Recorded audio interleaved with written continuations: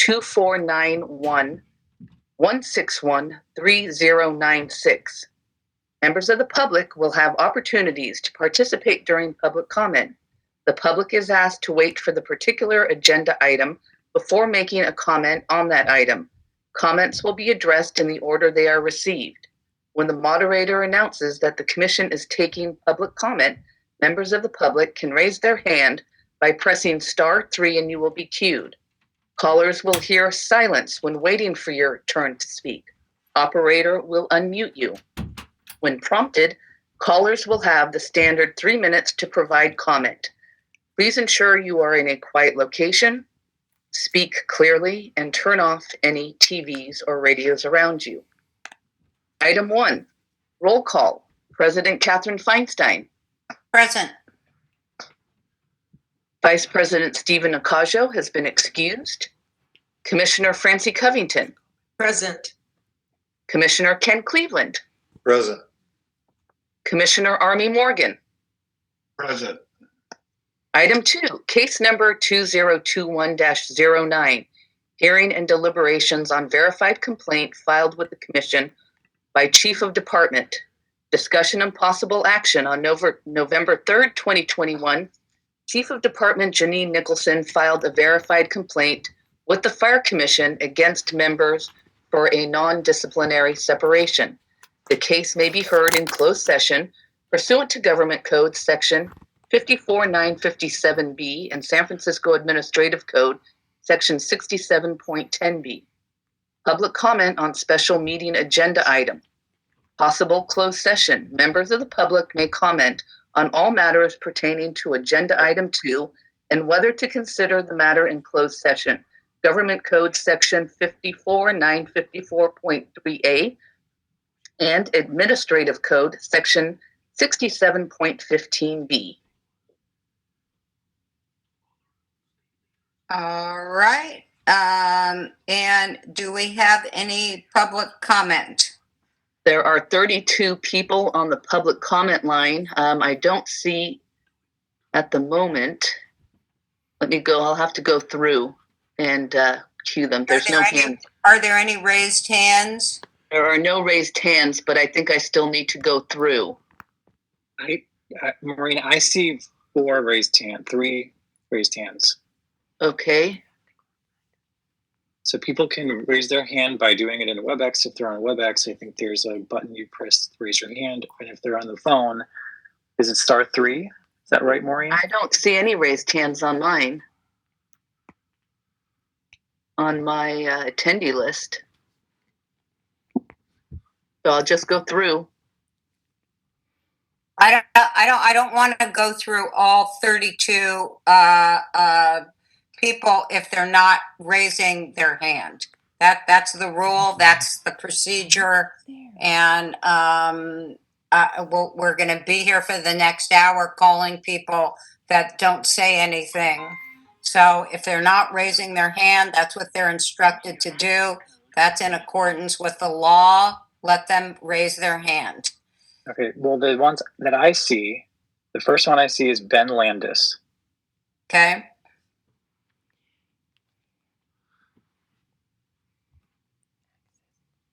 May we call upon Ben Landis, please? Okay. Caller, would you like to make public comment? Yes, please. Okay, you have, hold on one moment. You have 3 minutes and your time starts now. Thank you. Thank you for hearing me. I just want to bring some statistics and real life data. You can get a calculator and by all means, I challenge everybody to do so. As of 2 days ago, which was 2/22/2022, 78.5 million cases in the U.S. with 936,000 deaths. That's a 0.01 chance of death. And the CDC stated that 75% had 4 or more comorbidities. And the CDC also stated that 25% of the majority of the 25% remaining had at least one. Sure. Sir, I'm sorry, this is President Feinstein. I'm just going to ask you to please slow down a little bit because the court reporter does need to take down everything you're saying. And if you go very quickly, it makes it difficult on her. I- So just if you just slow down a smidge, that would be much appreciated, I bet, for Madam Court Reporter. I apologize, ma'am. That's okay. No problem. We all do it. Back to with those, the 25% of the remaining had at least one comorbidity, which is bad. In New York, which was hit hard from the beginning and has had heavy mandates, has had 4.89 million cases with 66,418 deaths. Again, 0.01 chance of death. Again, 4 comorbidities had 75% of those had 4 or more. California, which has had the strictest mandates, all of us know that very well. 8.85 million cases, 83,179 deaths, 0.009 chance. That is only 0.002 or 1 chance difference. In Florida, has minimal mandates. We've all seen them partying, doing their thing throughout this entire last 2 years. 5.78 million cases, 68,902 deaths, 0.01 chance of death. Again, 0.001 difference. Remember, 75% of those numbers had 4 or more comorbidities, as well as the majority of the other 25% had at least one. Most, if not all, of the firefighters in the department have none. So the chances are basically 0% if you do the math correctly. In 2020, when the virus was at its most deadly stage, the department has had a little over 100 cases. 2021, there was hundreds. If you look at the history of more major viruses encountered, you find the mortality rate is high in the beginning and it mutates to spread faster without killing its virus. A virus needs a body to live. It wants to spread without killing a host. According to the department physician, we had 361 cases since December, and 100%.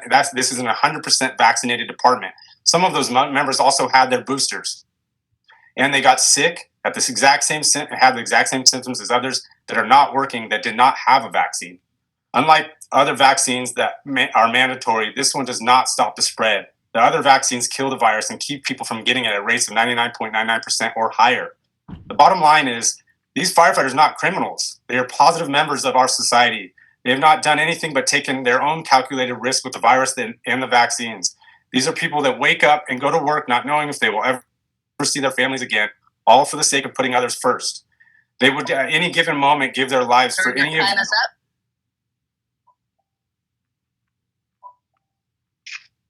All right.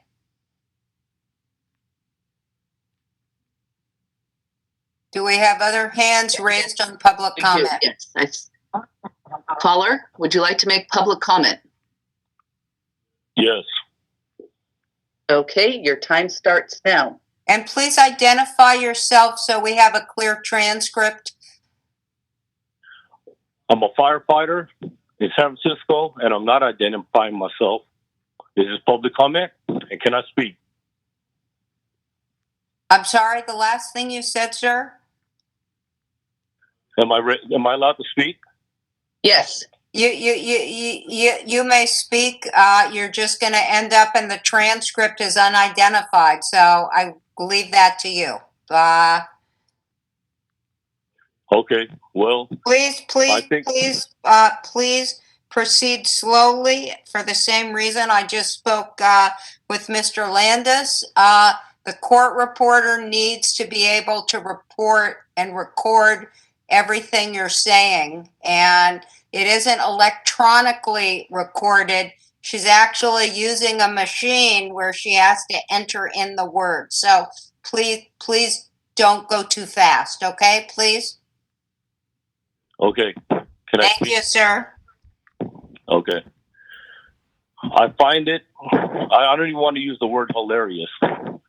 I find it sort of pathetic what's happening to our firefighters in San Francisco. Guys who risk, men and women who risk so much when there was no quote-unquote vaccine, brought it home to their families, got COVID themselves, heroes one day, and turned out to be complete zeros by society and the city of San Francisco the next.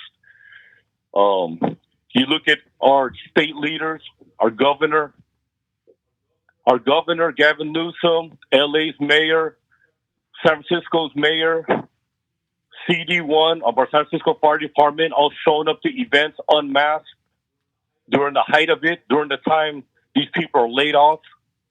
And at the same time, I feel that this panel and everybody else finds it lighthearted, all the lighthearted giggles and jokes, while you got these people laid down on the guillotine who risk so much. So with that said, I know this is all going to go to deaf ears. All these decisions have already been made. I just hope for some reason, for some way, you guys find it in your heart of hearts to find it inside yourselves, to dig deep and look at real stuff, real science. That's all I got to say. Thank you, sir.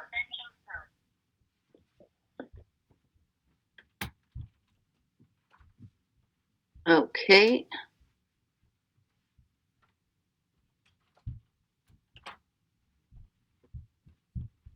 Caller, would you like to make public comment? Yes, please. Okay, your time starts now. Thank you. Good morning, Fire Commissioners. My name is Bhanu Vikram. I'm a resident of San Francisco. I live and work in San Francisco, and I'm greatly thankful to the fire department, for the protection they provide to the citizens of San Francisco. I would like to bring to your kind attention, one main point: the order of the health officer number C19-07 updated. It was created based on the idea that the COVID-19 vaccines would prevent transmission. And to quote Dr. Rochelle Walensky, who is the director of CDC, what the vaccines can't do anymore is prevent transmission. And to quote Dr. Anthony Fauci, who is the director of NIAID, we know now as a fact that vaccinated people with COVID-19 are capable of transmitting the infection to someone else. Now, we all know that San Francisco Fire Department and numerous other city departments, they saw major outbreaks in the last few months after the unvaccinated employees were placed outside their workplaces. To just clarify that, unvaccinated employees were removed from workplaces in October and November of last year, and the vaccinated employees, in the hundreds, in the fire department, police department, SFMTA, and numerous other departments, they got sick. The vaccinated transmitted the virus, even though the unvaccinated employees were kept outside of their workplace. So, based on what Dr. Rochelle Walensky has said, Dr. Anthony Fauci has said, and based on what we have seen here in San Francisco, the vaccines have failed to prevent transmission and infection. Why? Again, basically because the vaccinated are spreading the infection just as much as the unvaccinated may have spread the infection. So because of that, the mandate becomes null and void, even though it comes from the health department and the person who may have wrote it is a doctor. And, there's a small chance that they had good intentions writing that, to prevent transmission. But that intention has not been fulfilled. We now know that the vaccines do not prevent transmission. So to keep a firefighter, out of their workplace any longer is a disservice to San Francisco public, because we all know that San Francisco is grossly understaffed with 3,800 vacancies, of which many are in the fire department, from the fire department. So all the firefighters who are unvaccinated should be returned back to work today. We cannot wait one more day for these firefighters to stay outside the workforce. They have put their lives at risk. We know that. They are our heroes. And to treat them like this is completely unacceptable, mainly because the mandate... Your time is up. Thank you, sir.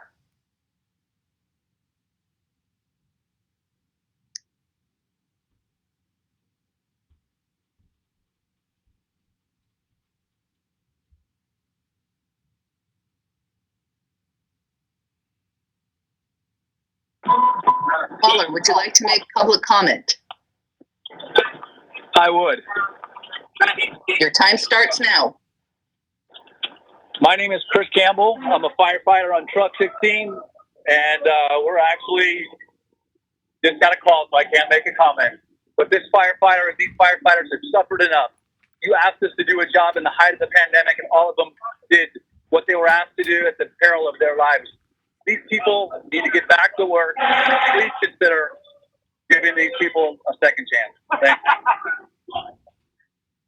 Thank you. Thank you, sir. Be safe.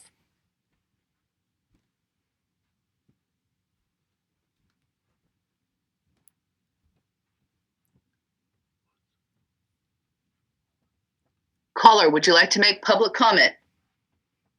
Yes, I would like to speak. I'm a concerned citizen in San Francisco.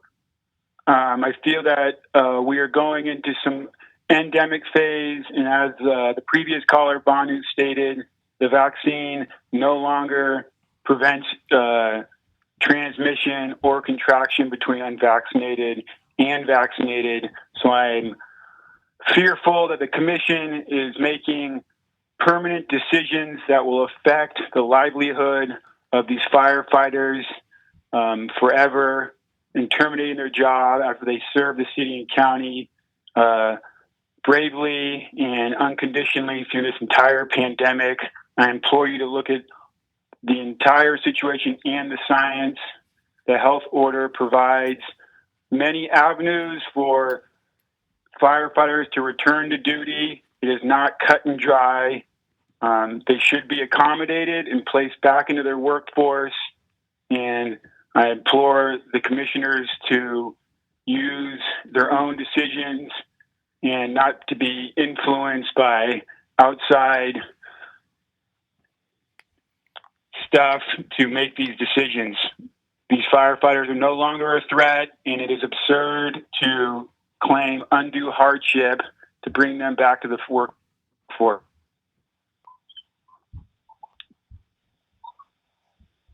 Is that the end of your public comment? Okay, he hung up. All right. Thank you, sir, for your comment.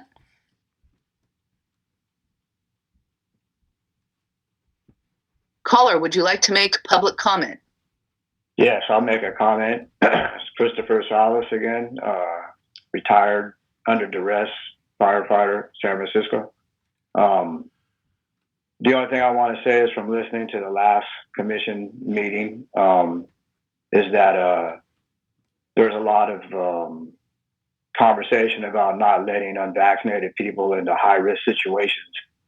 And I think our department is only a few in the country that are terminating, separating people for not being vaccinated, where there's quite a few departments. I would say 90% of them allow testing, a weekly test or a bi-weekly test for unvaccinated firefighters to continue working in the department. I believe that should have been an option for those of us that are no longer working since October 13th, 2021. I believe the first speaker, or maybe he was the second, I came in a little late, that gave all the information about the mortality rates, which are 0.000 for 0.001 for healthy people with healthy immune systems, which most of us are. We all trust our own immune systems. So I don't believe that it's. I do believe that it's disingenuous to say that an unvaccinated firefighter cannot go into a high-risk situation, because there are ways to prove that that person is not carrying the virus. Just as and as a matter of fact, the vaccinated should be tested too, because they also carry the virus. It's been shown with 140 firefighters getting COVID, with all of the unvaccinated gone in the fire department. That's a plain fact that people with the vaccine can spread the virus. It's undisputable. So I don't understand why these hearings are continuing. You guys just separated somebody with 5 children last meeting, and I don't know how that feels comfortable to any of you. And I don't know if my man that's having his hearing today would say it for himself, but this guy served in the United States Marine Corps, and flew a helicopter for your country and our country and fought for your freedoms and my freedoms, for your liberty and my liberty. And these hearings that are happening, if the decision is already made before you go to your hearing or to your, when you go debate whether you're going to separate or not and behind closed doors in secret, if the decision is already made to let somebody go before you even hear what he has to say or before you even acknowledge most of the science that's coming out, people call it new. But all of us that decided not to get unvaccinated knew this science almost 2 years ago. Most of the information that's coming out is not new to us, but is new to you. And like I said last time at the end, I'm going to end here. Time is up.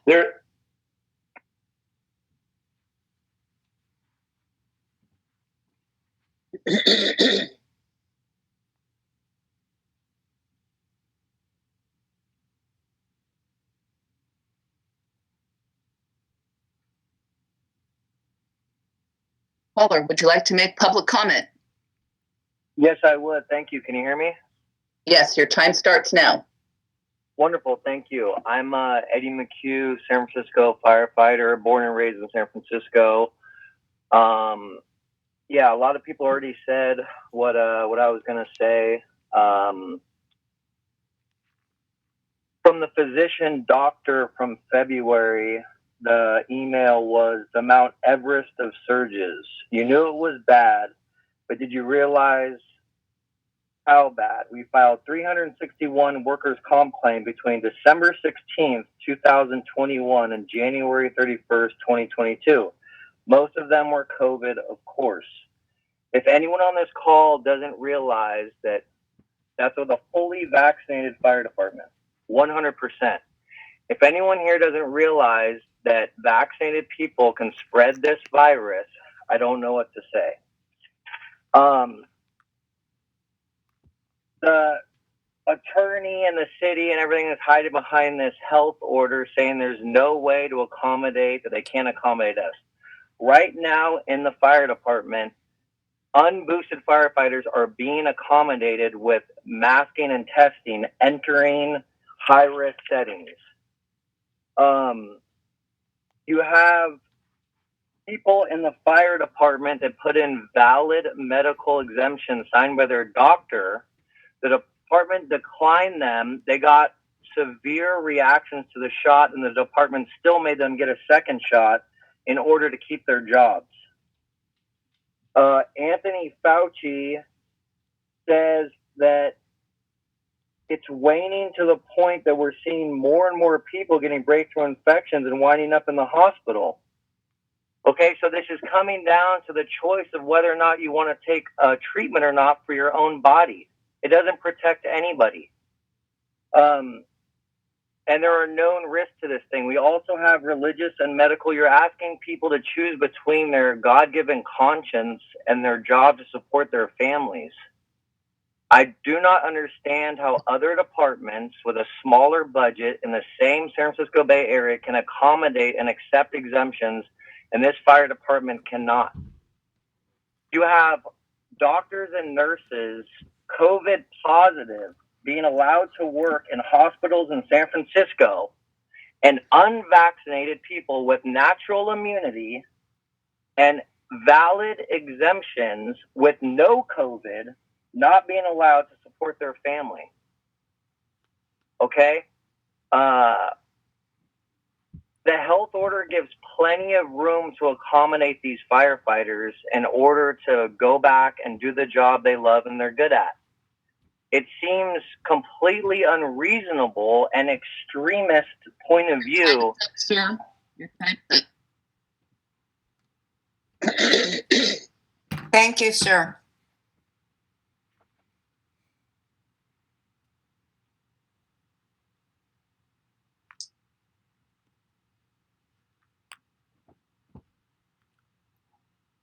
Would you like to make public comment? Yes, I would. Your time starts now. My name is Rick Ganji.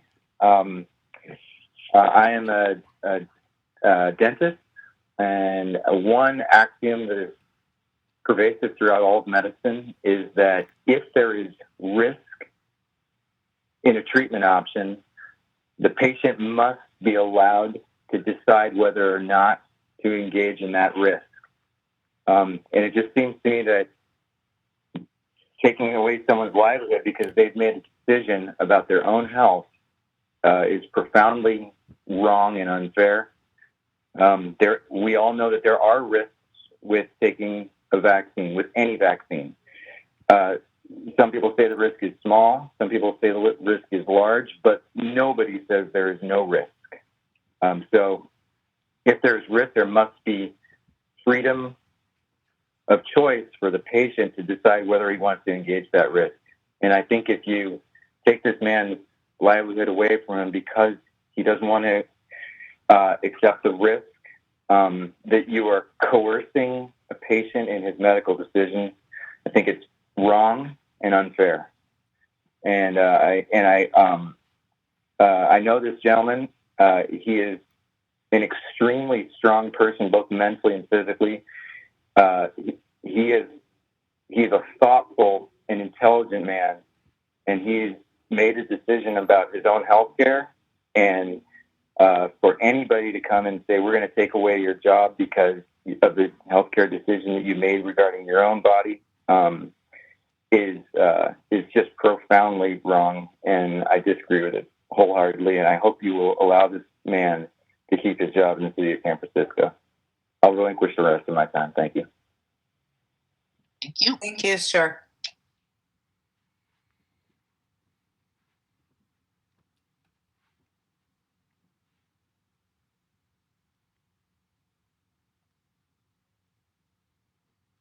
And that is it. Nobody else has their hand raised.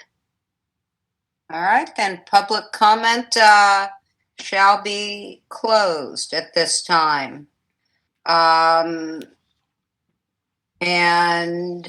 Commissioner, I just want to interrupt 1 second. Commissioner Deputy City Attorney Brad Russi, I still see some hands raised in the attendee list. I don't know if that's because you didn't lower the ones who already spoke, but there was an additional person who popped up.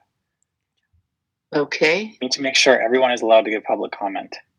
And I just want to make clear that the commissioners can't see who has raised their hand and who can't. So, And I have a very faint, it almost looks like a link sign. Can you tell, Brad, who? I can tell you a couple. There's user number 2, user 14. I don't know if you've called on them already. Okay, I can try 14 here. Caller, have you had an opportunity to make public comment? I would like to. You have not made public comment yet? I have not. Okay. Your time starts now. So what does it say in defense of someone who has faithfully served his country in the city of San Francisco? Those of us in Tom's family and those who served with Tom in Iraq and Afghanistan and those who served beside him in San Francisco would say that this man, who stands for personal conviction, self-determination, loyalty, team play, and honor, is exactly the kind of man that epitomizes a member of the San Francisco Fire Department. At one time you agreed, you hired him, and that has not changed. Prior to the vaccine, Tom and others faithfully provided aid to many throughout the city. They did so without regard to their personal health and safety. These firefighters were called heroes. You called them heroes. He and they have not changed. But what has changed is the virus and the science. No longer does science say that the vaccine will prevent COVID. No longer does the science say that one cannot spread the virus if fully vaccinated. No longer does the science say that if vaccinated, you can't get COVID a second time. The science has changed. Throughout the world, governments have reviewed current science and prior mandates. The world has opened up. Governments are thinking again about the efficacy of vaccine, the impact that the mandates have had on communities and families. Social scientists are looking at the damage that shutdowns and mandates have had on schools and the workplace. Some cities and fire departments in particular never had vaccine requirements to begin with. Have you compared their rates of illness with San Francisco? Have you looked at the actual rates of hospitalizations from COVID as opposed to hospitalization rates with COVID? As the science changes, particularly with respect to natural immunity and herd immunity, I pray that this board will reflect on the guidelines that were initially established early in the pandemic and determine that this is a new day. We have new information, and as responsible leaders, you must have the courage to alter your stance. Finally, I hope that you will consider the Firefighters Code of Ethics, whereby each firefighter, and I quote, will support the concept of fairness and the value of diverse thought and opinion. Thank you. Thank you. Thank you, sir.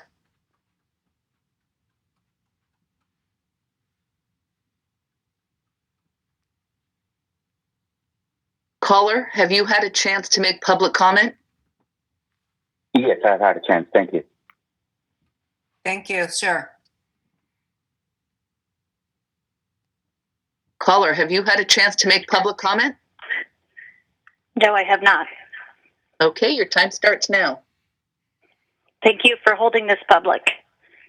When you are blessed with good, honorable, hardworking men and women that have served the city of San Francisco faithfully for years and through this pandemic, and you turn your backs on them, this is a disgrace. If my house is burning down or I have a medical emergency, do you think I care if a firefighter is vaccinated against the common cold? I mean COVID? No, absolutely not. You have the authority to do what is right. You are putting these firefighters' families' livelihoods on the line. I frankly do not know how you sleep at night, causing so much stress and pain. You should be ashamed. You have the data to do what is right. I will continue to pray for you. I pray that you have softened hearts and open minds. Calling the unvaccinated a threat to San Francisco is absolutely absurd. Your mandates and health orders are not law. I am so very thankful for these firefighters. Bring them back to work and do what is right. Thank you for your time. Thank you, Madam Secretary.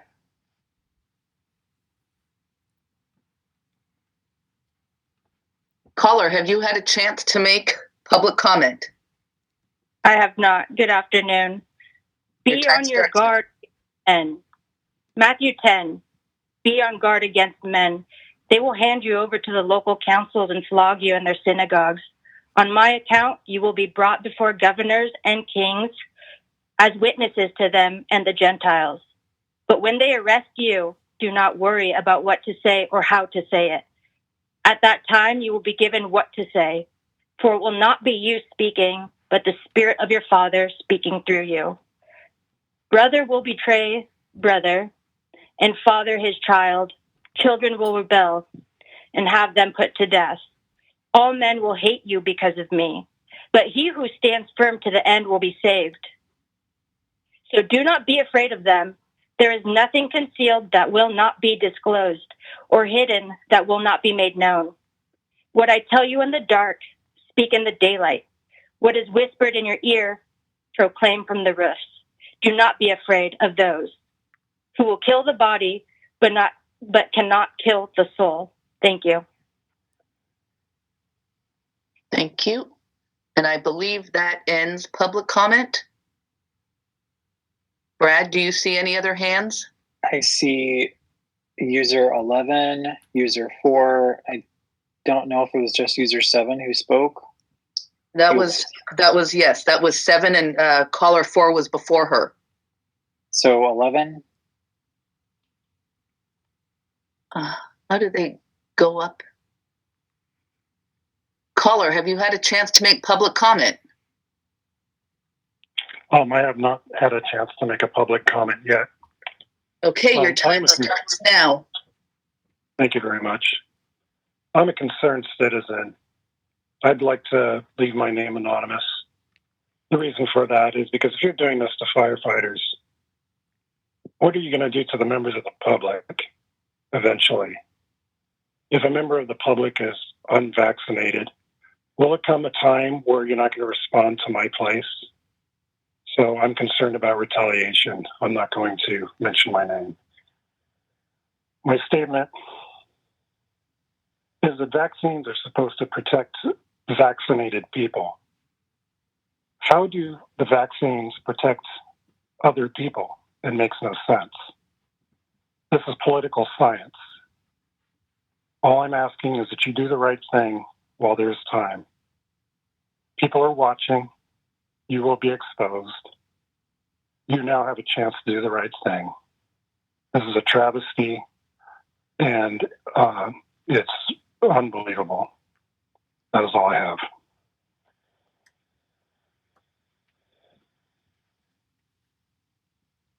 Hugh, do we have anybody remaining on the public comment line? If you've made public comment, would you please not raise your hand? Take your hand down. Yeah, I see caller 4, caller 7, and we've already offered them public comment. All right, so have we offered public comment to everybody that raised their hand? I think so. Member, have you already made public comment? Caller? Okay, yeah, that is it, I believe. All right, then public comment shall be closed. Okay, next item, please, Madam Secretary. Item B, vote on closed session, whether to hold the hearing on the verified complaint in closed section. This is an action item. All right, and I do believe that Firefighter Daggett has opted for an open session. So that is his prerogative, and we will proceed in open session. Unless I'm hearing an objection from anybody, and I don't see any hands raised or any objections. So am I correct, Firefighter Daggett? Yes, ma'am. I'd like to do open session, please. Okay, that's fine. That's how we will proceed. Let me, I have a number of preliminary matters that I need to just go through. And so they are reflected in the record. I am Fire Commission President Catherine Feinstein, and present with me are Commissioners Francie Covington, Commissioner Army Morgan, and Commissioner Ken Cleveland. And we are being assisted today, and these matters are being recorded by certified court reporter Janine Bronco. Counsel to the commission, Bradley Russey, is here from the city attorney's government team. If representatives for either the department or the member would kindly state their appearances for the record. Good morning, everyone. Deputy City Attorney Jennifer Stoughton here on behalf of the San Francisco Fire Department. Thank you. And good morning. My name is Floyd Rollins from San Francisco Firefighters Local 798 as representative for firefighter Tom Daggett. Thank you. Thank you very much. And just so that it's abundantly clear, Firefighter Daggett is also present in these proceedings. And Mr. Russey, please. Deputy City Attorney Brad Russey, counsel to the Fire Commission. All right. And thank you. Nicholson. Nicholson is here. Thank you. I believe we have everybody. All right. There's no need for us to as we do normally, vote on an open or closed session. It is the members' call, and although deliberations are always held in closed session, to preserve third-party privacy rights or where disclosure of certain information is prohibited under law, the rest of this hearing will all take place in open session. And I assume that the department, Ms. Stoughton, has no objection. The department does not. Okay, very good. All right. I need to go through some preliminary rules here. Pursuant to Rule 3D of the procedural rules, with the exception of parties and party representatives, all witnesses are excluded from commission disciplinary proceedings except when testifying until the witness has completed testifying and been excused by the presiding officer. Given the manner in which this is proceeding, I'm not quite sure how we're going to enforce that, but it may be interpreted to go to the weight of the evidence. And any witness who is testifying and is not a party to the proceeding should exit the hearing at this time until after testimony is completed. Just to summarize the hearing procedures and where we are, we've received the department's filing, the pre-filing statement, in addition to exhibits 1, 2, and 3, and we have also received a discovery request from Firefighter Daggett and the city's response to that request, and no further documentation of which I am aware. And just so we're clear, and this was stated in a scheduling letter that was sent to Firefighter Daggett, and I believe Captain Rollins is also aware of what is normally contained in the scheduling letter.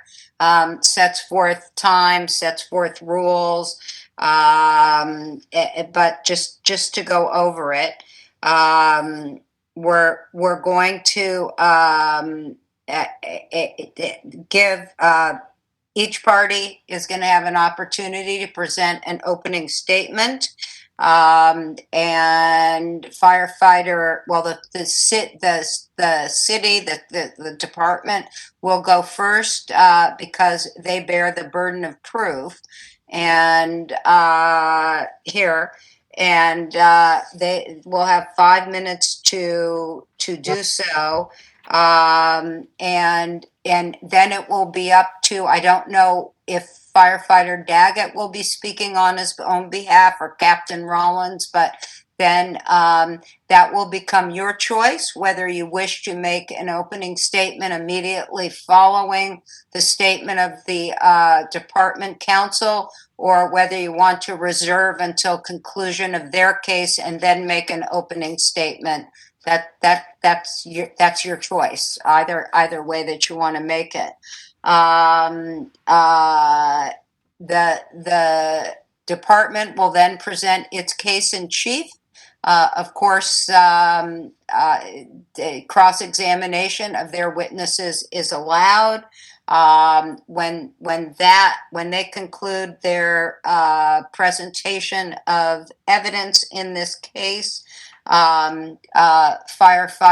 Daggett will have an opportunity to present his evidence again, and then the department counsel will be able to cross-examine those witnesses. In other words, each party can cross-examine the other party's witnesses.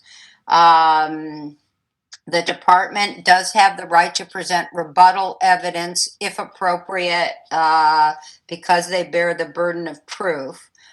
Closing argument then it will be presented orally. There will not be follow-up written closing arguments. But the department will go first, again, because they bear the burden of proof. We will then hear from the member and or his representative one person. You two pick which one wants to do the closing argument. And then finally, the department, if it has reserved time, can present a rebuttal argument, again, because they have the burden of proof in this matter. The time limits were previously stated in the commission's scheduling letter.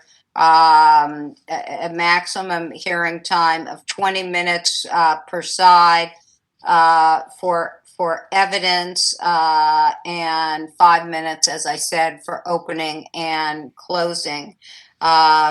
Your 20 minutes, each side's 20 minutes, runs anytime you're questioning a witness, but it's up to you to determine how much of that time to use. And our secretary, our commission secretary, will keep a running count of each party's time. I will say that the commissioners do have the opportunity to ask questions of witnesses, and should they choose to do so, that does not come out of either party's time. The clock stops at that point. If during the hearing one side has an objection to a question posed by the other side, that party has the right to object. I will rule on the objections, and I will either, if I agree with the objection, I will sustain it, and the witness will not answer the question. And if I disagree with it, I will overrule it, in which case the witness will answer the question. I do ask if the parties need to take a recess, please let me know. I understand the need may call, but I would ask that you please, if you can, wait until we're done with the witness, because it ruins a witness's flow in terms of testimony if we take a recess in the middle of their testimony. So if you need to make that request, please try to time it during between witnesses. Okay. Under Rule 11A of the procedural rules, we are required to take the member's plea. Does the member, that would be you, Firefighter Daggett, agree or disagree with the chief's stated reason for requesting dismissal? Disagree. Thank you. And that will be entered. All right. Unless there are other, I'm sorry, Mr. Russi. Yes, sir. Commissioner, I just wanted to remind you that Firefighter Daggett submitted a request for an additional 5 minutes for his opening statement, which I believe you granted. Oh, thank you. So if he wishes to use 10 minutes, I think he's entitled to that. And I believe we extended the same 5 minutes to the department if they wish to use it. Thank you. Mr. Russi, I don't know what I'd do without you. Good. Thank you. All right. So is that your wish, Firefighter Daggett? Yes, thank you. Okay, that will be honored, and the same will be extended to Ms. Stoughton, and I apologize for overlooking that. All right, please commence. And that would be I don't know if Captain Rollins will be giving the opening statement on behalf of the firefighter, or if he will be giving his own. I'll be giving my own after the fire department opens, ma'am. Okay, thank you. Then Ms. Stoughton, we'll go to you. Thank you.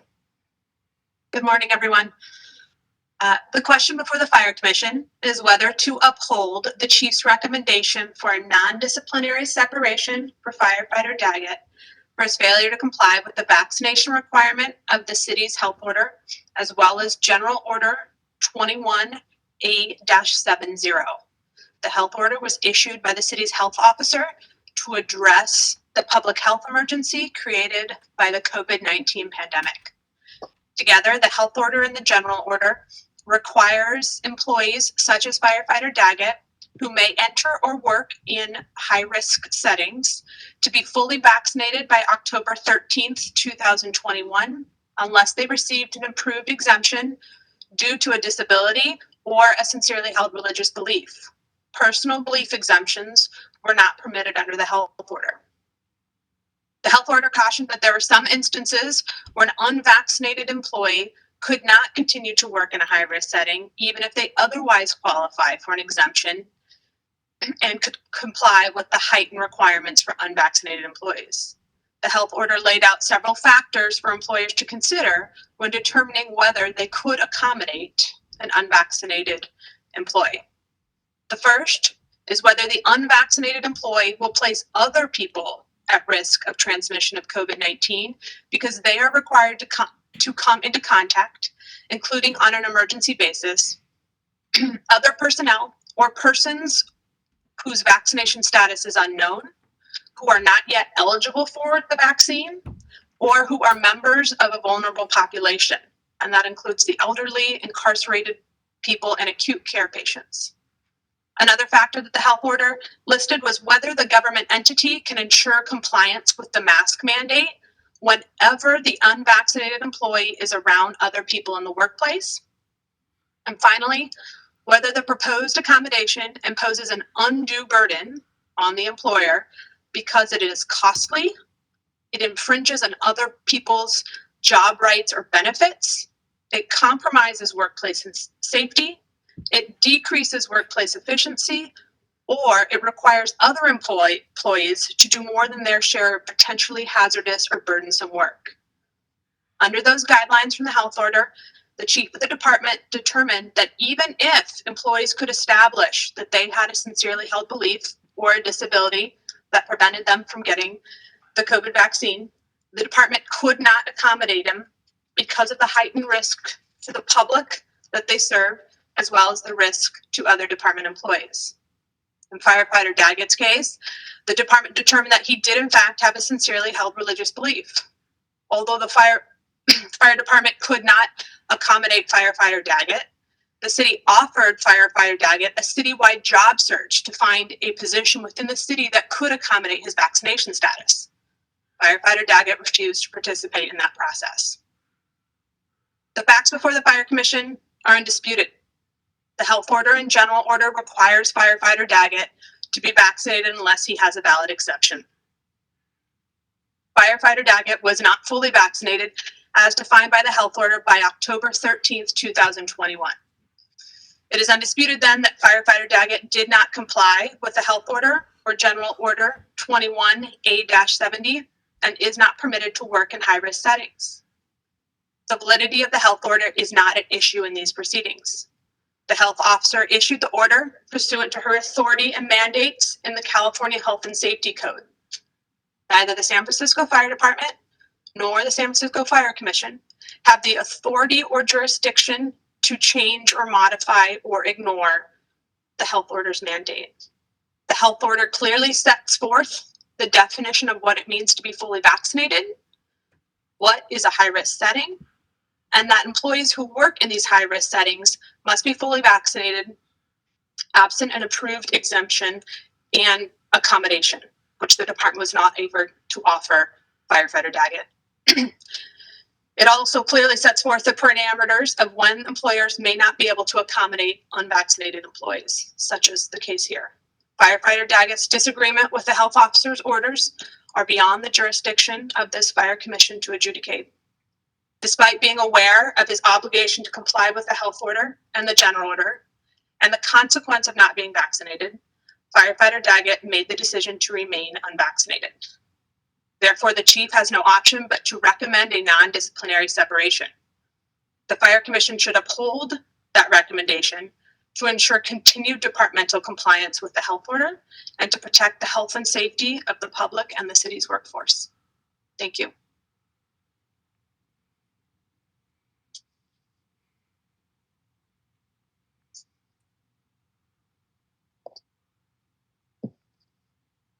Will Captain Rollins, I'm sorry, will Captain Rollins be giving it on your behalf? No, firefighter Daggett will be making his opening statement. All right, thank you. Mr. Russi, did you have anything you wanted to add there? No? Okay. All right, firefighter Daggett, please. Thank you. Good morning, everybody. Thank you for hearing today. I'm here today because I've been accused of endangering, quote, the health and safety of the city's workforce and the public we serve. Reference one in the evidence that I submitted. This accusation comes from the chief of the San Francisco Fire Department. She has recommended me to the Fire Commission for separation. This recommendation is based on my refusal to consent to an injection of a substance into my body. The shot has been proven to cause potential injury to those who accept it. Reference 2. Does not prevent the spread of the COVID-19 virus, and it does not prevent the contraction of the COVID-19 virus. Reference 3. Today, Chief Nicholson is here to prove, in her representation, to the San Francisco Fire Commission that her allegations are indeed, her allegations indeed do have merit. Her argument needs to be supported by factual data. It is apparent that I am seen by the command staff of the San Francisco Fire Department to be a troublemaker, to be uninformed, a non-team member, and insubordinate. I've been told by a division chief that if I seek employment with a different fire department over this issue, the message from our department would not be that I don't believe in this vaccination or that I'm concerned about my health, but that, quote, he's disobedient, he doesn't follow direction, he doesn't do what we ask him to do. Having been told this, I ascertain that our current meeting is not a hearing for non-disciplinary separation, but rather a termination. Due to the fact that I'm currently before a group of commissioners who don't know me, I feel that it would be prudent to give context to the situation and to introduce myself. I don't make a habit of speaking on my own achievements because there's rarely a good reason to do so. In this case, however, I feel it is necessary. I'm fighting for my livelihood. My character, demeanor, and work ethic are a result of life lessons. I've served our country and community with kindness and humility as a solid team member for the past 20 plus years. I will attempt to give context to who I am as a person so that perhaps they'll pay legitimate attention to the matter and maybe see me as an asset to the department. I'm a Christian man with a wife and 3 children. God, family, country, and community are my top priorities. I was a C student in high school who was told that my options were limited. I received an AA degree from a community college. I enlisted in the United States Marine Corps and graduated first in my class.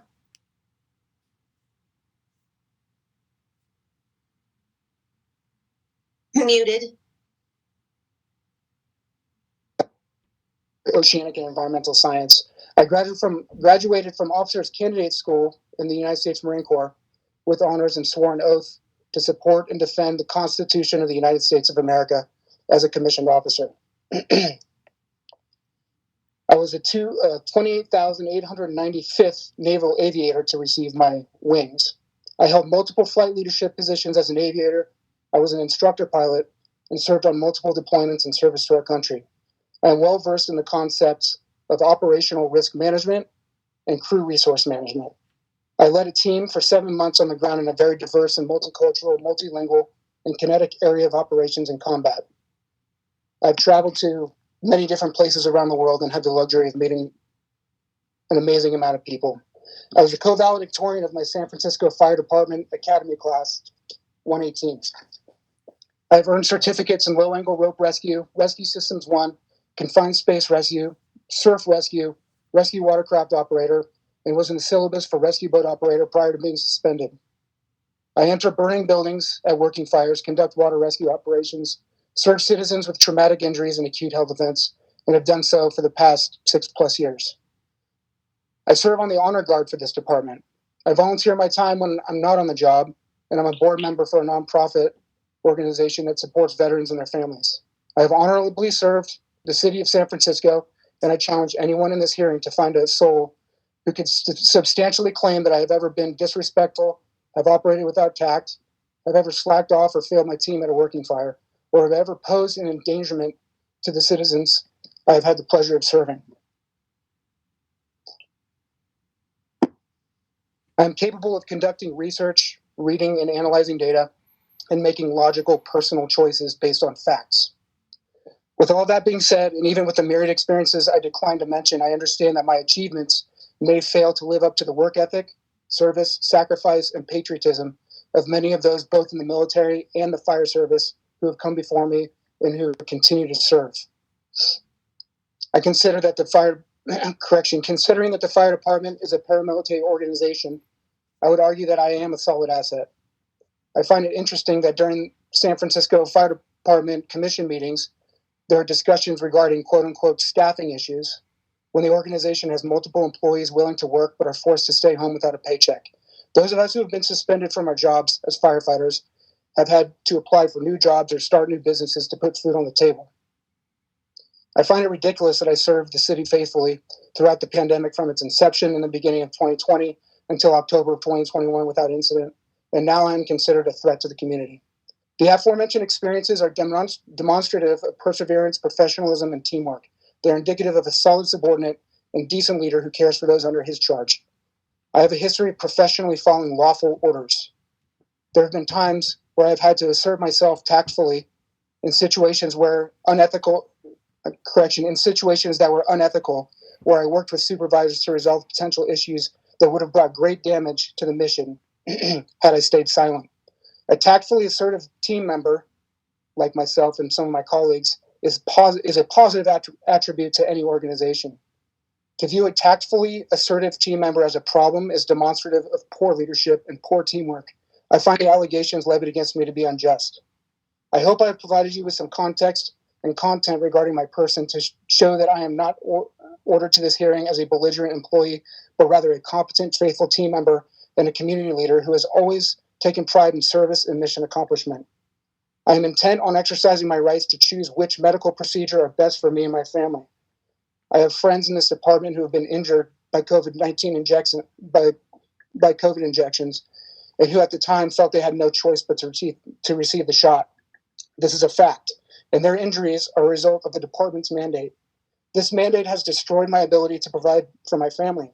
I strongly believe that it is unethical to impose a shot mandate, especially when it is still only approved on an emergency use basis. Medical evidence regarding these available shots, masking and social distancing, is coming to light, i.e. these shots do not prevent transmission or contraction of COVID-19 or subsequent variants. To date, many countries, states, and municipalities have altered their stance on mandates considerably. Respectfully, all those involved in this imposition should realize that these facts have gained momentum throughout the U.S. and worldwide. The facts that have been available to all Americans regarding the potential harm of these vaccines, the efficacy of legitimate yet censored treatments of COVID-19, and the complete failure of these vaccines to prevent the contraction and spread of COVID-19 since summer of 2021 are now becoming mainstream. I implore the members of this commission to hold the chief accountable and demand that she prove via data, statistics, and science that I am indeed a threat to the community in which I serve. To all the commissioners, this is the time to do what is right. What was popularly mainstream regarding this breach in personal liberty in this city and in the media will in hindsight eventually be considered draconian. The excuse of, quote, I just didn't know, or, quote, I never really agreed with it, will never hold credence in the future, and there will be at the very least a social price to pay. Commissioners, I thank you for your time. As my plea to the chief has fallen on her deaf ears, I am calling on you to make a just decision in this case. I'm asking you to take control and make the choice for justice and liberty and freedom. I ask that you consider my colleagues who are overcome by the pressure to take the non-FDA approved, reference 4, shot against their will, and that you don't set the precedent to stigmatize, delegitimize, or to uproot the livelihood of good people who choose to exercise their rights and who have been faithful employees of the San Francisco Fire Department. Included in the submission that I made prior to this, I have reference 1, which is a recommendation for non-disciplinary separation from the chief of department. Paragraph 2 on page 2 of that reference, Firefighter Daggett's failure to comply with the vaccination requirement endangers the health and safety of the city's workforce and the public we serve. There's been a lot of discussion about the burden of proof. That's a tall order. What was presented to the commission had no proof whatsoever that I am actually an endangerment to the city of San Francisco, and it holds no weight as far as actually proving whether or not I am now a threat. Reference 2 is VAERS data. Specifically, it's discussing COVID vaccines. I did make the point that it is possible that you could be injured from. Feinstein, his 10 minutes are up. All right. Okay. Thank you. Thank you very much, Firefighter Daggett. There you are on my screen. And I appreciate your opening statement. Thank you. All right. Ms. Stoughton? The department calls Chief Nicholson. All right, Chief Nicholson, if you'd kindly raise your right hand and be sworn. And if the court reporter would be kind enough to do so. I don't see her on the screen. I'm here. She's there. Will you raise your right hand, please? Do you state the testimony you are about to give in the matter now pending shall be the truth, the whole truth, and nothing but the truth? I do.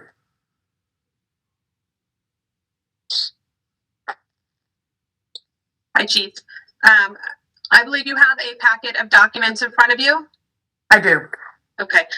Can you turn to City Exhibit 1 that's Bates numbered? It's Daggett and with the numbers 0007 at the bottom. Okay. Chief, do you recognize this document? Yes, I do. What is this document? It is the order of the health officer regarding COVID-19 vaccine coverage. And did you review this document in the course of your duties as the fire chief? Yes, I have. Okay. And what did you understand the department's obligations to be under the health order? That our members had to be fully vaccinated by October 13th, which basically meant having had their last shot 2 weeks prior. Okay. Is the department obligated to comply with the health order? We are obligated, yes. Can the department ignore any requirement of the health order? We cannot. Did the health order define what it meant to be fully vaccinated? It does. Okay. And Chief, if you can turn now on that same City Exhibit 1, 0009. Yes. And looking at subsection K. Yes. Is this the definition of fully vaccinated that the department relied on? Yes, it is. Okay. Did the health order mandate certain rules for employees who work in high-risk settings? Yes, it did. Looking at that same document in front of you, City Exhibit 1, if you could turn to 0018, please. Yes.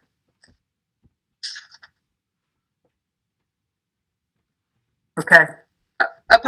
Yes, sorry. 0018. And I see, looking at subsection 6 that says vaccination requirements for personnel in high-risk settings and other healthcare personnel. Do you see that? Yes, I do. Okay. Did you determine that firefighters such as Firefighter Daggett fell under the definition of an employee who works in a high-risk setting? Yes, we may enter a high-risk setting at any time. Is there any way for the department to guarantee that a firefighter would never enter a high-risk setting? No, not in the regular course of their duties, no. In your view, as the chief of the department, would it endanger department operations if you had to assign firefighters to emergencies based on their vaccination status and their ability to enter high-risk settings? Yes, that would be logistically and operationally not sustainable for us. And, and furthermore, the public pays for us to respond in a particular way. And I can't have people that are not vaccinated stay out on the street while, the rest of us go inside. That's not how it works.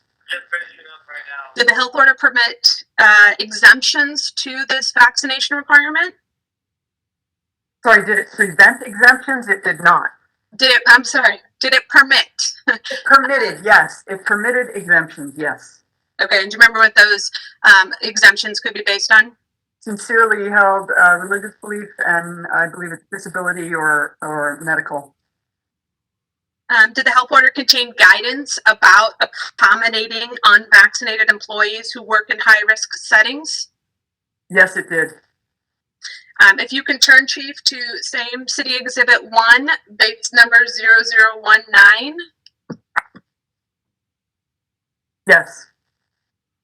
Looking at the bottom of that page here, the paragraph that starts regular testing and masking. Do you see that? I do. And then under that, there's a subsection A. Yes. And then turning the page, there's subsection B, C, and D. Yes, I see that. Okay. Are these the provisions of the health order that discuss how and when a employer can accommodate an unvaccinated employee? Yes. Okay. Did you ultimately determine whether the department could accommodate unvaccinated employees, even if it was determined that they had a sincerely held religious belief? Yes, we determined we could not. And did you rely on these provisions of the health order to make that determination? I did. Okay. Do firefighters, such as Firefighter Daggett, work with vulnerable populations? Yes, they may at any time. Do they work with populations with unknown vaccination status? Yes. In your view as the chief of the department, can the department ensure compliance with the mask mandate at all times for unvaccinated employees? No, it would be impossible for us to do. And why is that? We sleep in the fire station, we eat in the fire station, and there's no way of guaranteeing someone keeping their mask on 24/7. Did you have any role in analyzing whether a firefighter had a sincerely held religious belief or a disability that prevented them from being vaccinated? I did not. Can you now turn to same City Exhibit 1, 0043?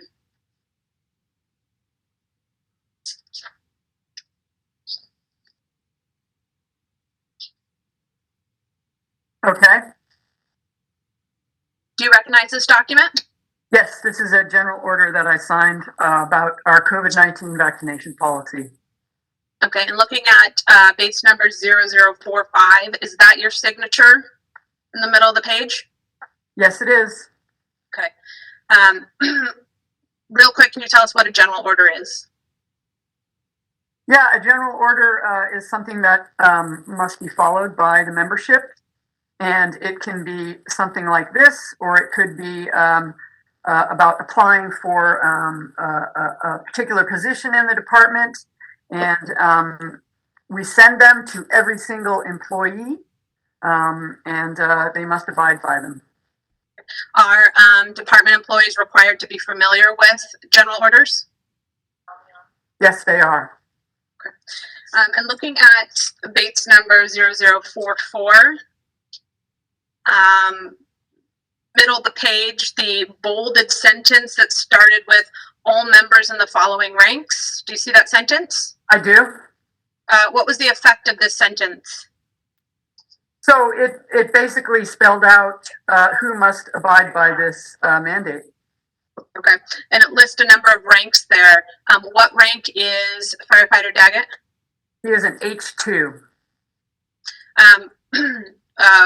Was Firefighter Daggett required to comply with the vaccination requirement in the general order?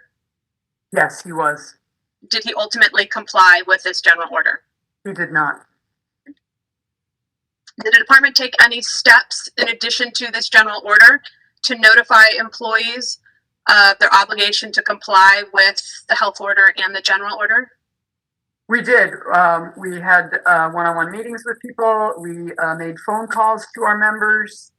In addition, our members are responsible for signing off on their general orders on their homepage on the Human Resources portal that we use. Did the department conduct meetings with individuals who had not yet reported their vaccination status? Yes. And do you recall who conducted those meetings? Some of my staff did. I believe Chief Rubenstein, Chief Bello, and I don't recall who else. Chief, if you can turn to Bates, still in City Exhibit 1, Bates number 0004.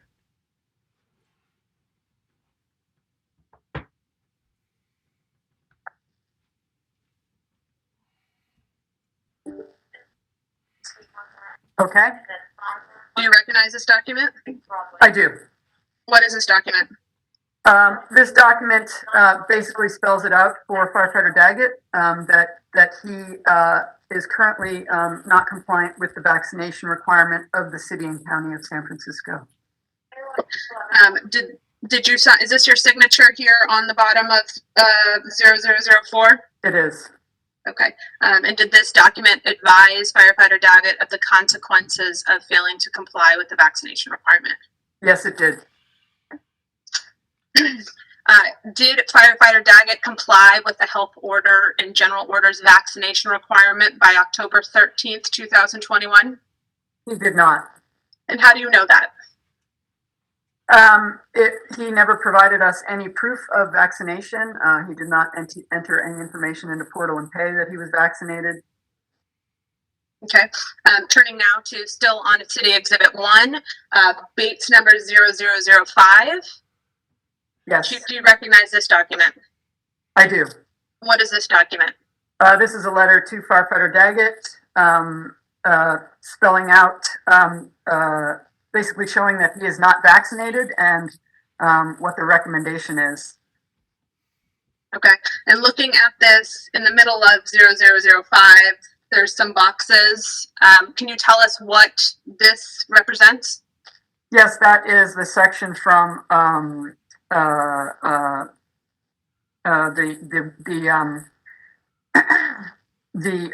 sorry, I'm missing a word right now. From the portal that we use to know whether our members are vaccinated or not.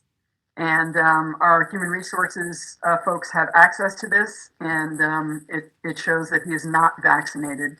You can see there on the right.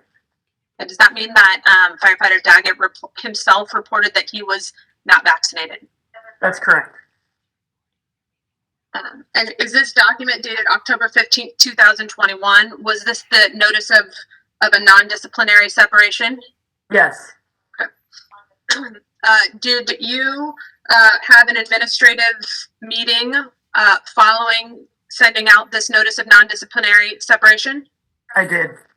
Okay. Was Firefighter Daggett allowed to appear at that meeting? Yes, he was.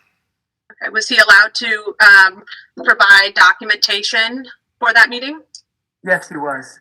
Was he permitted to talk at that meeting and give reasons why he should not be separated? Yes, he was. Following that meeting, did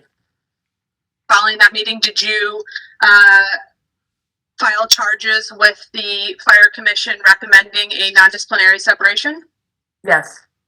Okay, Chief, if you can look at still at City Exhibit 2, sorry, City Exhibit 1, Bates number 0002.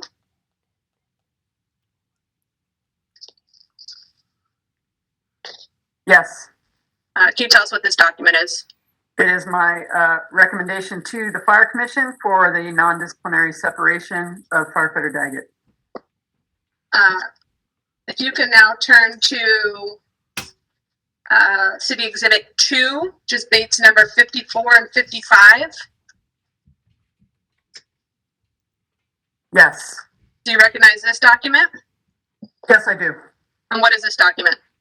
This is an agreement between Local 798 and City and County Human Resources Department regarding COVID-19 vaccination policy and health orders.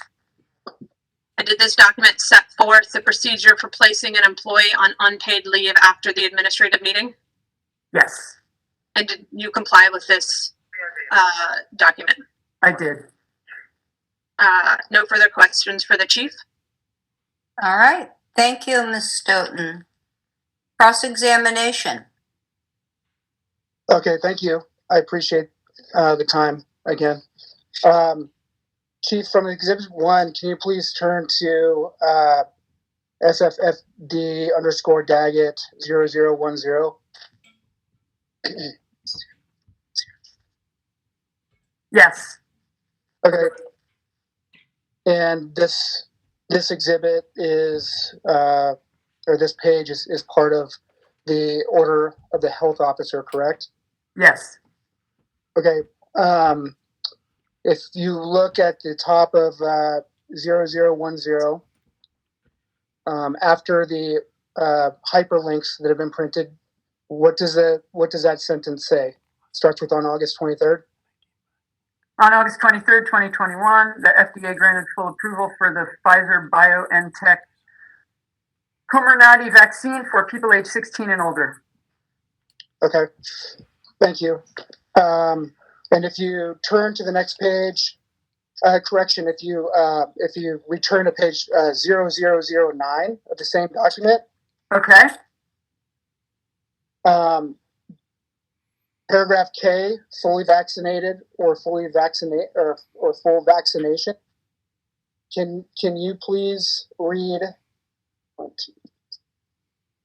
the sentence, fifth line down, starts with for example? I can. For example, as of the date of issuance of this order, an individual would be fully vaccinated at least 2 weeks after receiving a second dose of the Pfizer-BioNTech Comirnaty or Moderna COVID-19 vaccine, or 2 weeks after receiving a single dose Johnson & Johnson's Janssen COVID-19 vaccine. Thank you. Do you want to read that last sentence or no? That's good. Thank you, Chief. Yeah.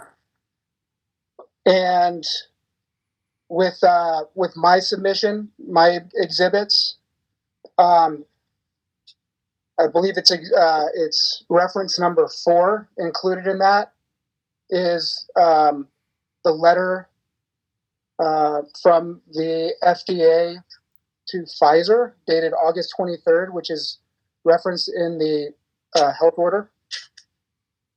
Can you turn me to a page? Yes, if you're on that, that'd be great.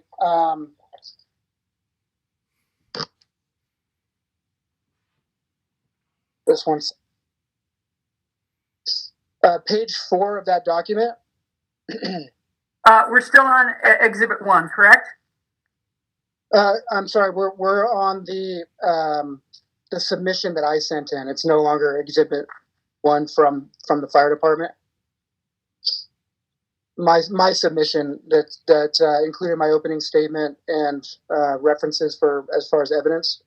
Okay, I don't have that in front of me. Is this supposed to be Exhibit 4? Is that what you're saying? Yeah. Yes. Do you have the FDA the letter from FDA to Pfizer dated August 23rd that I submitted? I don't. If it's in Exhibit 1 or 2, I'd have to look through there. So I don't. Maureen, can you stop the time, please? Thank you. I think we need to make sure that the chief has these documents. I don't know what was provided in her. It's a separate binder, Chief, that was submitted by the member. Okay. And there was 6 exhibits, and it's actually under Exhibit 6, the U.S. Food and Drug Administration. I don't know that the chief ever got those documents. I don't know that she ever was sent a copy. I can send her a copy now. I believe I gave it to Teresa. Let me run in and find out.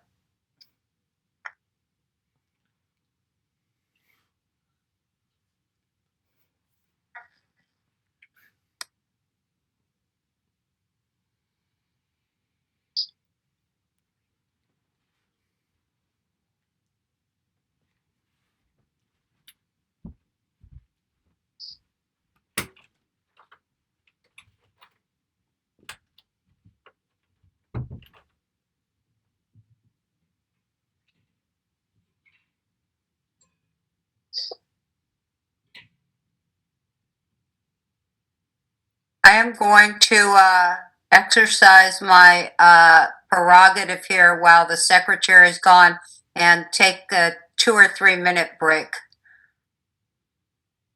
So if anybody else might need those 2 or 3 minutes, please take advantage. Yes. I can actually bring her in my binder, if that helps.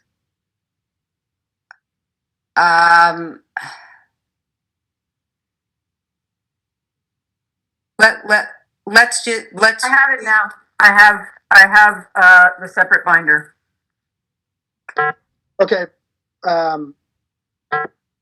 So what I'm referencing is the fourth reference.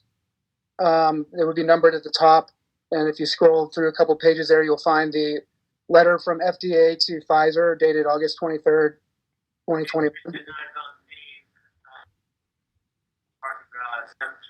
So under number 4, I have a letter of attestation from you.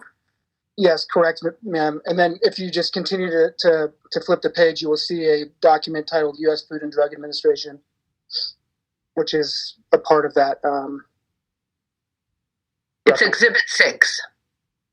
Oh, it's Exhibit 6, not Exhibit 4. Gotcha. Okay. Yes, U.S. Food and Drug Administration, August 23rd, 2021, that one? Correct. Yes, ma'am. Okay. Okay. Recap what we've already discussed. You saw on the health order on August 23rd, 2021, the FDA granted full approval for the Pfizer-BioNTech Comirnaty vaccine for people age 16 and older. And we've determined what fully vaccinated is. Fully vaccinated at least 2 weeks after receiving a second dose of the Pfizer-BioNTech Comirnaty vaccine. In the Food and Drug Administration, so basically this health order is predicated on this letter from FDA to Pfizer. If you please turn to page 4. Page 4 of this document, okay. Yes. Yep. The last paragraph. Okay. Would you like me to read that? Yes, please. Okay. Having concluded that the criteria for issuance of this authorization under Section 564C of the Act are met, I am authorizing the emergency use of Pfizer-BioNTech COVID-19 vaccine for the prevention of COVID-19 as described in the scope of authorization section of this letter, Section 2, and subject to the terms of this authorization. Additionally, as specified in subsection 3.BB, I am authorizing use of Comirnaty COVID-19 vaccine mRNA under this EUA when used to provide a 2-dose regimen for individuals aged 12 through 15 years, or to provide a 3rd dose to individuals 12 years of age or older who have undergone solid organ transplantation or who are diagnosed with conditions that are considered to have an equivalent level of immunocompromise. Okay. Thank you. And so basically we would agree that this letter has stated right there that the COVID-19 Pfizer-BioNTech vaccine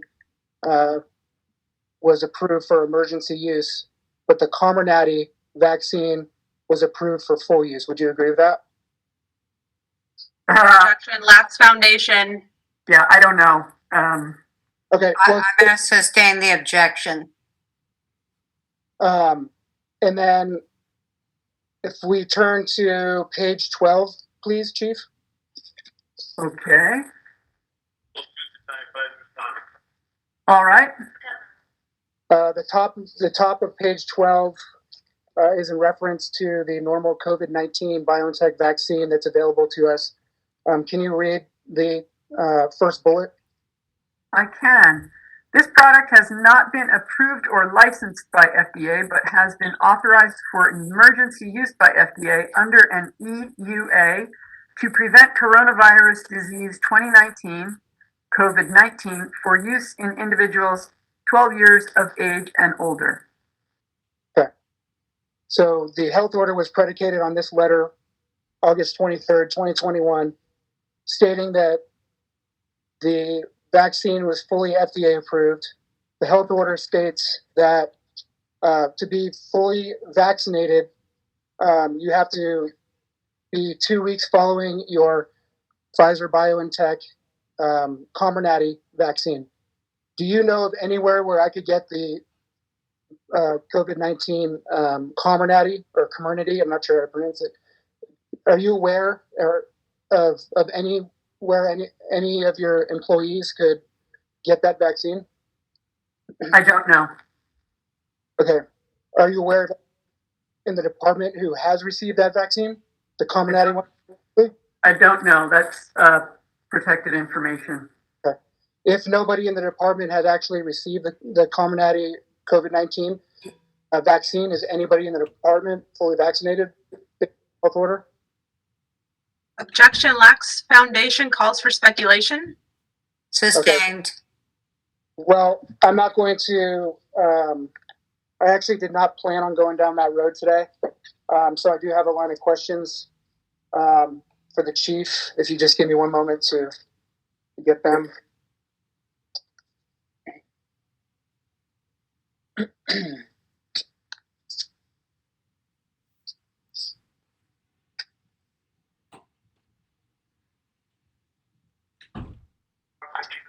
Okay.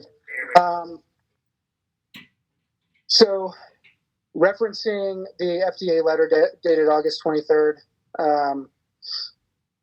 page 12, this product has not been approved or licensed by the FDA.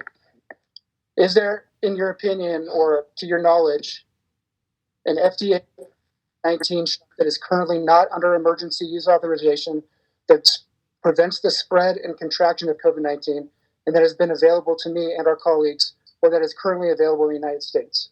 Objection lacks foundation, calls for speculation. The chief is not an expert and is not presented here as an expert witness on what vaccines can and cannot do. Yeah, that's sustained. Thank you. Okay. To your knowledge, if I take the shots that are currently available to me, is there a health risk associated with any significant possible long-term effects on my well-being? Same objections. Same ruling. Are you aware of any firefighters under your charge that took any of the recommended COVID-19 shots in order to maintain their employment status with the department who were injured as a result of those injections? Same objections. I will also object that this asks the chief to divulge confidential employee information. I wasn't, with all due respect. I'm going to overrule the objection if the chief is able to answer the question. And please don't identify the employee, but if you can answer the question in general, please do. Firefighter Daggett, can you ask that question again, please? Yes. Are you aware of any firefighters under your charge that took any of the recommended COVID-19 shots in order to maintain their employment status with the department and who were injured as a result of those injections? I'm not sure what injured means, so it's a little hard to answer that. Are you aware of anybody who took the shot in order to maintain their employment and reported adverse effects? I am aware of someone reporting a reaction. Okay, an adverse reaction. Are you, as the chief of department, actively planning to provide the needed mental and physical health care support to firefighters and their families who felt coerced into being injected with a shot that they never wanted to get and that has not lived up to its description as a way to prevent the spread of COVID-19? Objection lacks foundation, calls for speculation, and is seeking irrelevant testimony. And it's argumentative. Sustained. Okay. I think can we rephrase the question to state, is the department in a position to provide any type of support for members under any type of support for members in the vaccination mandate? Does that have anything to do with what we're talking about here today is my question. I mean, I'm just going to comment here. It's irrelevant as to this firefighter because he hasn't gotten vaccinated. So, and he's missed the deadline to get vaccinated. So I'm going to, raise an objection to that. What the department intends to do in the future for vaccinated employees isn't relevant to this firefighter. Well, due to the fact that I care about my colleagues, it's absolutely relevant. I appreciate that, but we're here to talk about you, sir, today. Okay. My apologies, ma'am. No problem.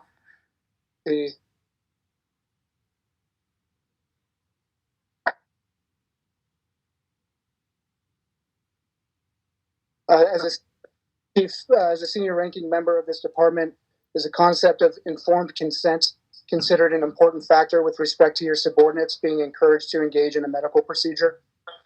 Again, lacks foundation, calls for speculation, is argumentative, and I'm not a doctor. Okay. There you go. Sustained. She's not a doctor. Okay. I'll yield my time to Captain Rollins if he has anything for this.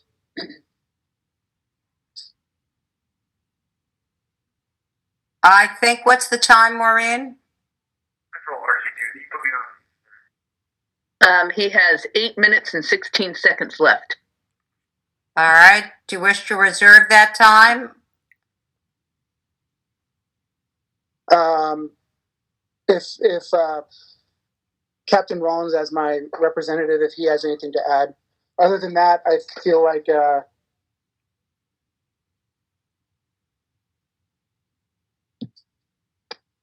Let me ask Captain Rollins. Captain Rollins, do you have anything to add, sir? Any questions? I normally only allow one person to question one witness, but this is a different kind of proceeding. So if you have a question or two, please. Yeah, I actually do have a question or two. Based on the allegations, Chief, to the best of your knowledge, in the course of Firefighter Daggett's duties, has he actually entered any high-risk settings? I would imagine he has, but I don't know. We have the possibility of entering a high-risk setting every day we come to work. Okay. Has the department looked at Firefighter Daggett's run history to determine that? No. Okay. Has the department received any complaints regarding Firefighter Daggett's conduct, describing them being as risky or endangering patients in any high-risk settings or in the public during the course of the pandemic? I have no knowledge of that. Okay. Are you aware as to whether Firefighter Daggett has been coached or counseled by any of his superiors regarding his behavior being risky or endangering patients in a public or high-risk setting? So I don't know personally about who spoke to him, but we did set up conversations with all people that were not vaccinated. I can't speak to what happened in that conversation. Of course, it did happen. Okay. Are you aware of any members of the department who became infected with COVID-19 as a result of Firefighter Daggett's actions? No, I'm not. Those are all the questions that I have right now. Thank you, Captain Rollins. All right. Is there any redirect? There is. All right. Chief, if you can turn back to City Exhibit 1, to the health order, Bates number 0009. Okay. Okay. And looking at the definition of what it means to be fully vaccinated, can you read for us the first sentence? Fully vaccinated and full vaccination mean 2 weeks after completing the entire recommended series of vaccination, usually 1 or 2 doses, with a vaccine authorized to prevent COVID-19 by the FDA, including by way of an emergency use authorization or by the World Health Organization, WHO. Do you want me to keep going? Nope, that'll do it. I'll just ask you a quick question on that. Based on your understanding of this provision, does fully vaccinated include those vaccines that have been approved via emergency use authorization? Yes, it does. Okay.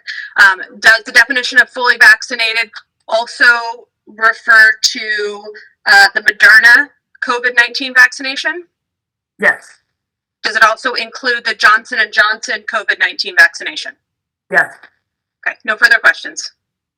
Thank you, Ms. Stoughton. Any recross? I would just ask that if Chief, if you believe that individuals have the right to make a decision on what medical procedure is appropriate for them and their bodies, regardless of whether or not it's emergency use or not. I'm not going to allow that question.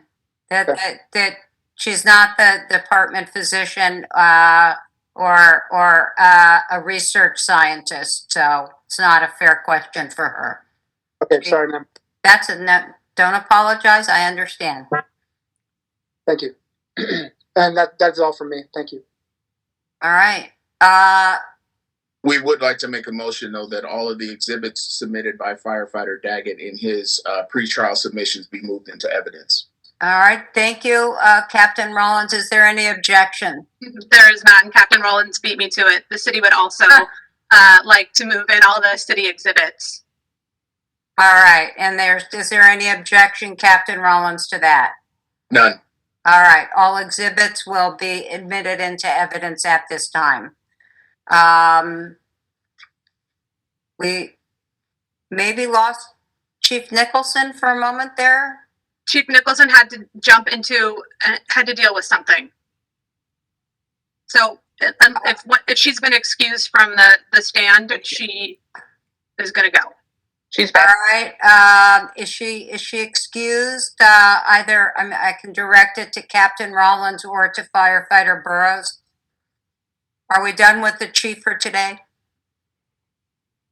I believe it's Firefighter Daggett, not Burrows. I'm sorry, Firefighter Daggett. Thank you. Okay. Then I will excuse the chief at this time, hearing no objection. Thank you. There she was, and now she's gone. All right. Tell me what the city's plan is proceeding. The city has one additional witness. Okay. I don't know if other members of the commission agree that perhaps we take a 5-minute recess. I'm trying to read my colleagues. Yes. All right. We will be taking a 5-minute recess. Please keep it to 5 minutes. And we will hold you to your response time. All right. It'll show up on the report. So 5 minutes, and we'll see you then. Thank you, President Feinstein. Thank you.